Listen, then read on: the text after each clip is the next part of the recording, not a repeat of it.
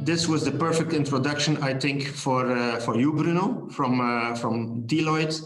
How can scenario planning be an added value in this crisis for bus and coach operators? Thank you for joining us, by the way. Thank you, Jan, for giving me the floor.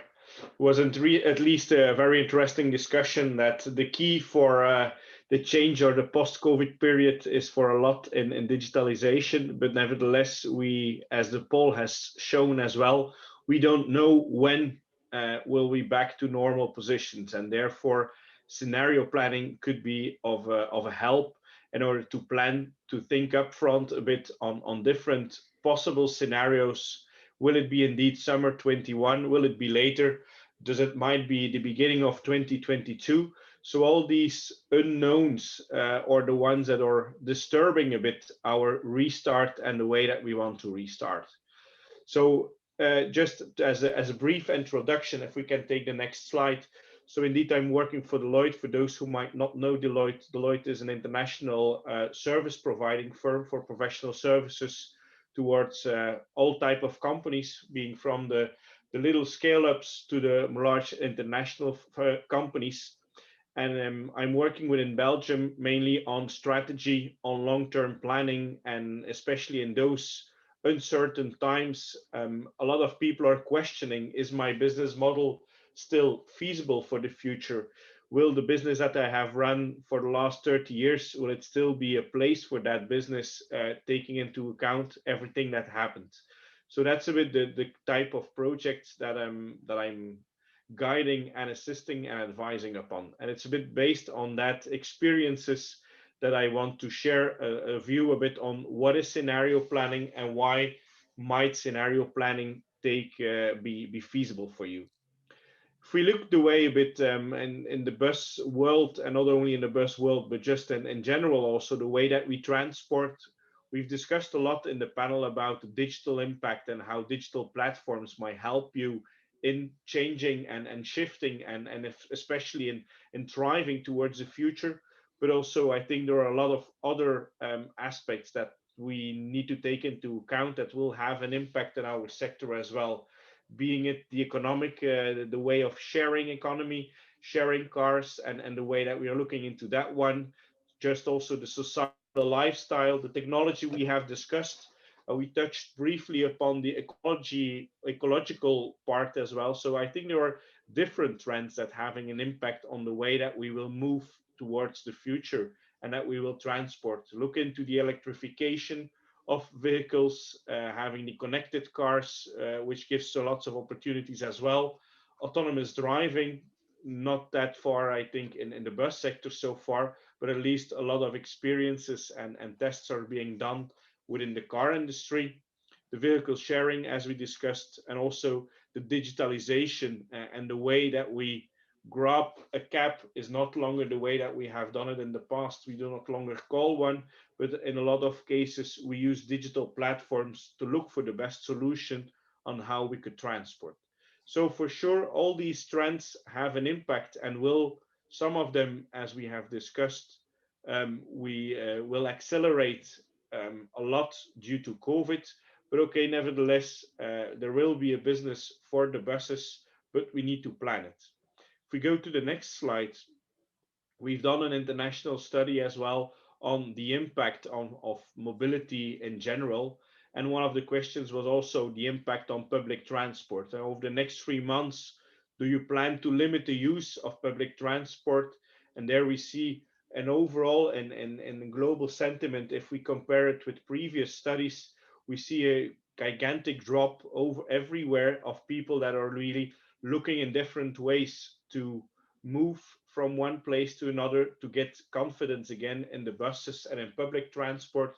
So there will be another way that we need to position ourselves and to make sure that we gain confidence again in the industry and that we gain confidence in the way that we will move from A to B, and that this has an impact, and that we need to see how we can position ourselves.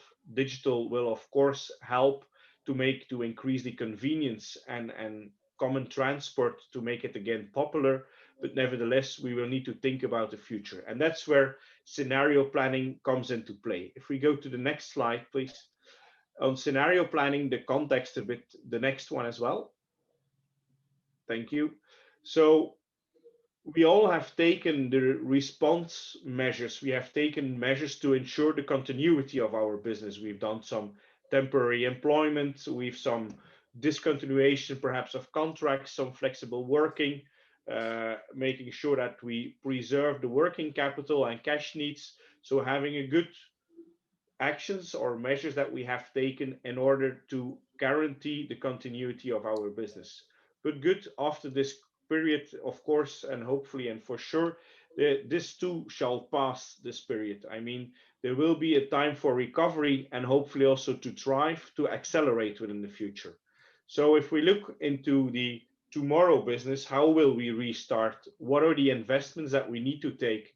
And how, what are the, at least the investments that we need to take to make sure that we also can accelerate, that we can thrive towards the future. That's an important one as well. So there will be, if we just contain our business and do not innovate and change, I think that was the key message that I remembered from the panel discussion as well. We need to innovate, we need to digitize, we need to rethink some of our aspects in how we do our business. There might be a good time today as well to find a good balance and see what we could do already today to make sure that when we restart that we are ready for it, so that we take some lessons learned, that we evaluate our business model and see how we could drive towards the future. If you go to the next one, the basics of scenario planning is finding a good balance between the short-term measures that you need to take in order to guarantee the continuity, but also thinking on the longer term. I mean, there will be a business also for you after this crisis. So we need to perhaps pre-invest, invest, and make smart choices also today. With the limited budgets that we have, we need to already invest in our business or for the new normal. And scenario planning is all of finding that balance between short-term measures and having also a view on the long term, and at least take some crucial investments. Because the biggest unknown, as we have seen in the poll as well, is that we do not know how long it will take. What we will for sure know that one day it will be over, but we don't know the period. And that's the biggest unknown that we need to plan, that we need to think through. Talking about scenario planning, it's a kind of an exercise that needs you think through and to see what is possible, what is feasible, and making sure that you have an alignment, that you are prepared, that you have your act together. Once you can restart, that you're already in a good shape. And that's all what scenario planning is about. If we go to the next slide, the scenario planning, of course, will depend a lot on certain dimensions. The three dimensions that I believe are the crucial ones are, first of all, the type of industry. I think the panelists, a lot of them are really more in a digital industry linked to the sector, but some of them might also be really in the coaching business, driving the coaches, driving around everywhere on the globe. So depending on your industry, some of the industries might be hit more severely than others, and that might create certain opportunities. So the exposure will a first dimension that you need to take into account when you think of scenario planning. The second one is also the robustness of your business. Are you a new, just emerging company, or you have a long generation and have already a certain financial position that you have gained over the generations of your business will have an impact as well. The robustness will define more or less what is the potentials, the freedom that you have within every scenario. And third of all is also the adaptability. How easy is it to do something else with the assets that you have today? How easy can you shift it? Do you have a really big company that you need to shift very slowly, like a big tanker, or a more agile company? So these three parameters will really have an impact on the scenarios itself and what might make sense for you. And in every scenario planning, what we see to have a sustainable recovery, to restart your business, first of all, it's you need to refine again, how will we gain revenue? How will we rebuild a certain sales? Will that be possible in our current business or the business that we have done before? Or do we need to look for new sales channels? I think we've discussed in the panel about potential sales channels, the digital channel that can help you in order to restore a certain sales. That will be the first priority to find back where can we find a certain revenue coming in. The second aspect of the scenario planning that you need to think of is really how do we control the cost? How do we make sure that there is a close relationship on the speed that we expect that revenue might come back and the speed that we can accept again certain costs to increase.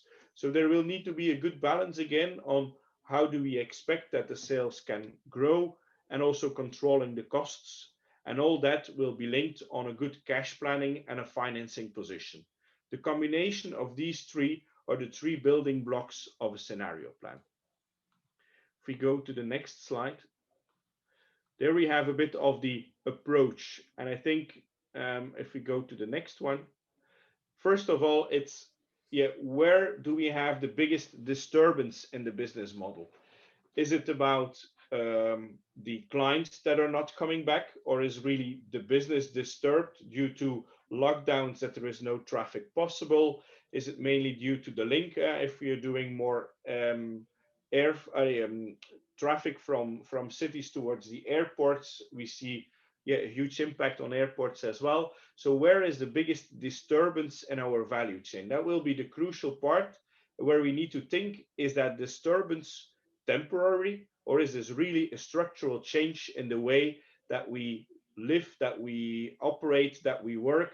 So having a good understanding of the disturbance, are we feeling that this is of more temporary nature, or is it much more structural? And do we need to rethink our business model and see what is possible? So that's the first one, is really thinking of the value chain.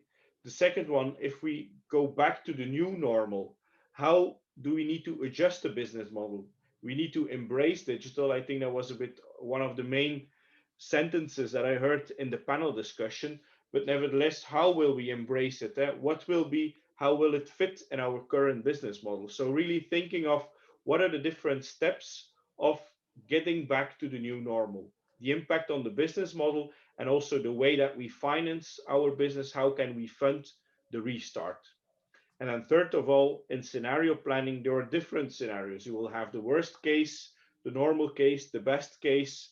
But the biggest difficulty is, when do you switch from one scenario to another? When do you feel that the normal case will not be the normal one, that your timing will take much longer than you have expected, that you need to go more into the worst one? So you need to define certain parameters when you will switch towards the next scenario. Will it be better or will it be worse?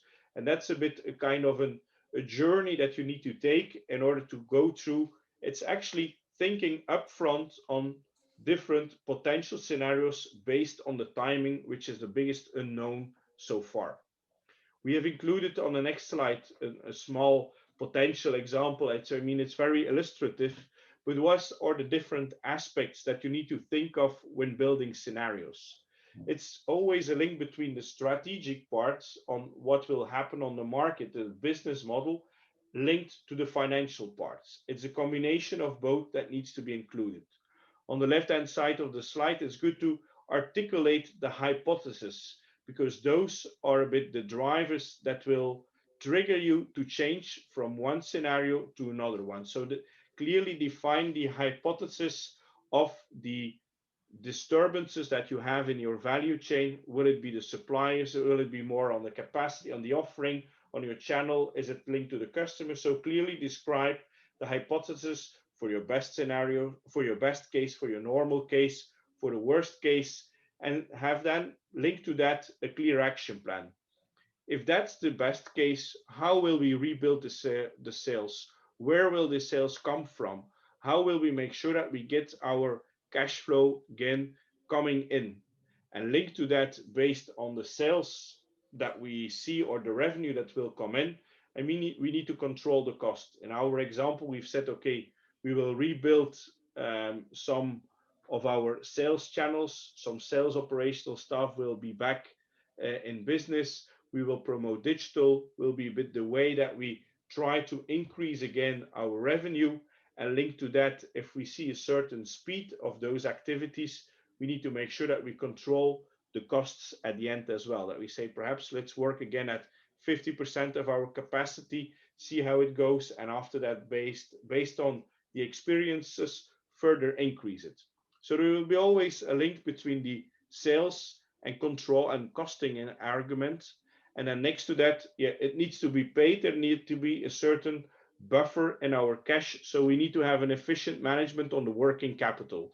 How could we optimize the working cash capital? Is there any way that we can work on the contract to cash cycle, on the commercial finance contracts? Could you have anything to make sure that our cash flow has a certain efficiency and optimization? And if we do not have sufficient cash flow, we need to have a look into what are the ways that we can further fund it and structure our funding. Will it be a real estate that we can do a sale and lease back? Will it be an additional banking financing? I mean, there will be a certain buffer. So in that way, the first priority will always be looking into how can we rebuild the revenue in the best case, worst case, the normal case, and how will the rest sequentially follow? What will be the impact then on the costs, on our cash management, and on the way that we are currently funded and financed? I'm not sure how I'm doing regarding the time, but I see I need to round it up. So yes, we are please. getting to an end as well. So on the next slide, I'm sure that after a crisis, it will not only be the strongest and the biggest that will survive, but at least the ones that is most responsive to the change and the most agility will be important. The scenario planning will help in the journey of thinking through, but nevertheless, you will need to have a certain agility as well to react to uncertainties, and that will be hopefully help you in driving and thriving and accelerating towards competitors in the future. Thank you. Thank you very much, Bruno. In the poll, we have seen the different possible scenarios. We saw that most people only saw the recovery of the sector during or after the summer. So these are scenarios that we have to keep in mind. That gives the companies quite some time to think about their digitalization, to choose their partners, or to, if necessary, to consolidate.